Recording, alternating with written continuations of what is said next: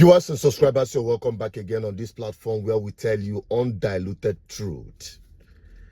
Before you remove something from somebody's eye, first of all, remove that is in your own eyes.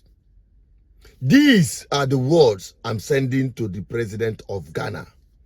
After I saw him say this recently about South Africans. I think that it's an issue that we are all worried about because of the specific circumstances of South Africa, and it's most regrettable and most unfortunate. I think that the young people of South Africa do not know what happened before they gained their freedom. The whole of this continent stood behind South Africa. The whole of Africa stood behind South Africa to fight against apartheid. I remember all of us growing up as secondary school children, went on marches, we were part of the African Youth Command, we demonstrated, we boycotted classes and all that, all in the fight against apartheid. Indeed, for several of the countries where their citizens have been brutalized in South Africa, these are countries that were called frontline states that harbored the freedom fighters, of South Africa and gave them safe haven, gave them passports, to be able to avoid the clutches of the apartheid regime. And even Nigeria, even though not a neighbor of South Africa, was considered a frontline state because of the economic contribution that Nigeria did to the ANC to be able to liberate South Africa from apartheid. And so it is regrettable that the same people who fought against apartheid, are being attacked in this way. The pictures we've seen are very horrible. As ECOWAS, we've issued a statement condemning what is happening. The unfortunate thing is this is not the first time. It keeps flaring up. And so while we're condemning this incident, we must work with the South African government to ensure that this doesn't happen again. Now, in Ghana, they are even doing worse.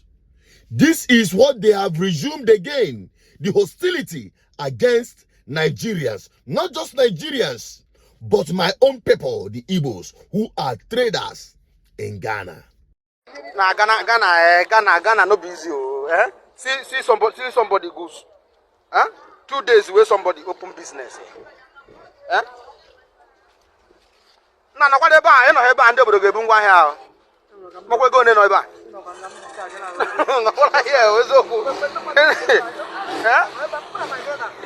See Nigerian man away from Nigeria, come Ghana, won't come invest in money.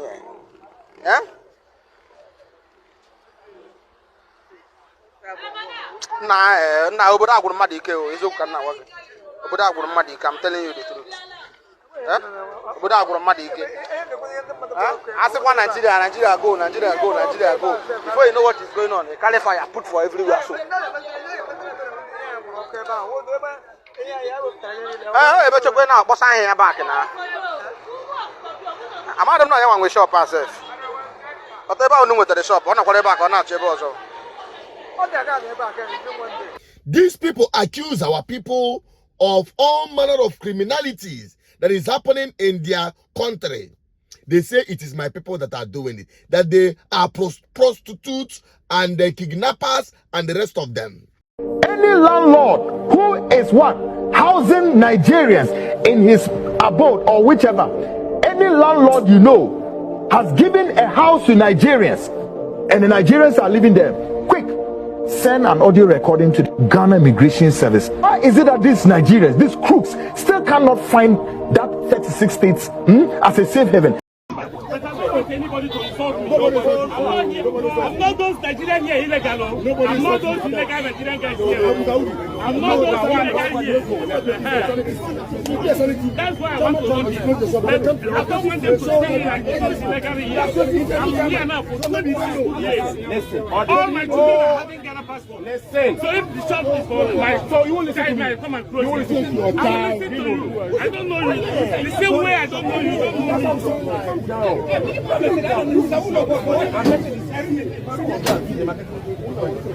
40 years. Monkey, you know where Monkey is in Nigeria. And so what? Monkey is in Nigeria. The shop is Ghanaian.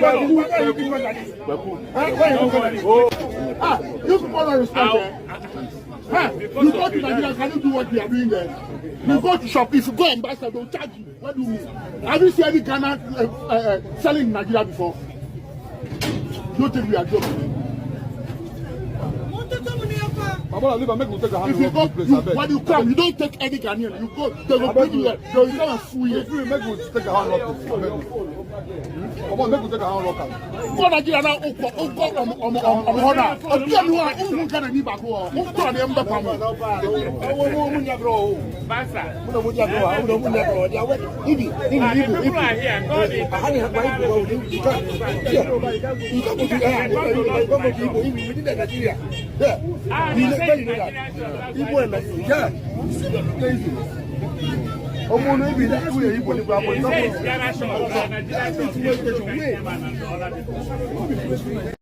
Now, in all your protests, I have not seen Ghanaians go to the brothels, go to the hideouts of these criminals, so-called, to deal with them. Rather, they are going to their shops where they are doing their legitimate business, locking it up. We've said it time and over. What is the difference between what South Africans are doing to Africans in South Africa and what Ghanaians are doing to Nigerians in Ghana? We Africans, we are our own problem. We Africans, we are our own problem. When we cry racial discrimination of Africans, yet when we come back to Africa, we are worse enemies of ourselves. Now, aside South Africa and Ghana, let me address my own people. Nigerians, to start with, wherever you go, Nigeria will continue happening to you. Because of incidents of insecurity in Nigeria, high level of criminal activities in Nigeria, the whole world is now putting it on us, hanging it over our neck, that every one of us are criminals because of bad governance. Because everybody is now running away from Nigeria, going to Ghana. Places Nigeria are far better than in all ramification. There is no business a Nigerian will be doing in Ghana that he cannot do better in Nigeria. But because of bad governance in Nigeria, people are running away. And yeah, their hostility is still haunting you. Now, let me now narrow it down to my own people, the Igbos. You see why this advocacy for good governance is for every one of us. Wherever we go, even in Nigeria, outside Igbo land, they are still haunting us. That is why fixing our homeland is a must. If you like, run away to the farthest part of the world. What is happening in our homeland will continue haunting you. Because you can't tell me after you've jabbed with your entire family, your entire kindred, and everything. No. Because wherever you go, Nigeria will continue happening to you.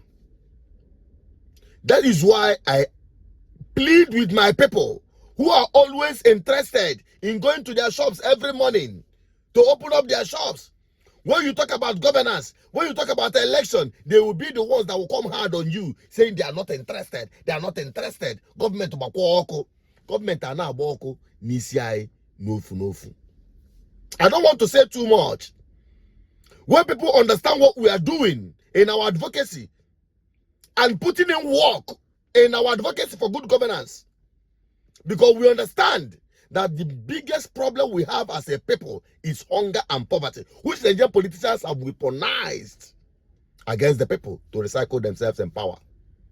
And I will address that in subsequent videos. Today, But for now, I want to encourage you that we see ourselves pushing for agricultural revolution is to reduce hunger, to put food on the tables of people so that people will start reasoning properly.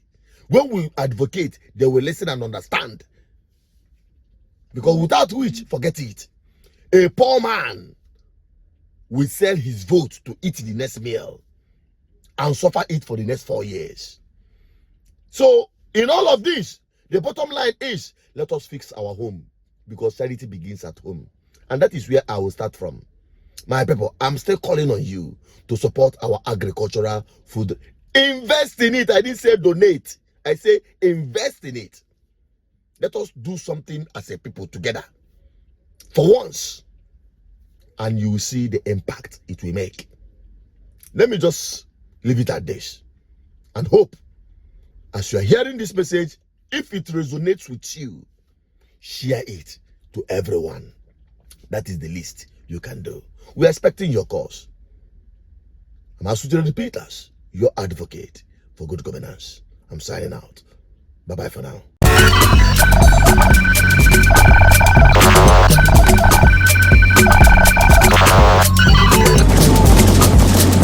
GGM, uniting the people for good governance.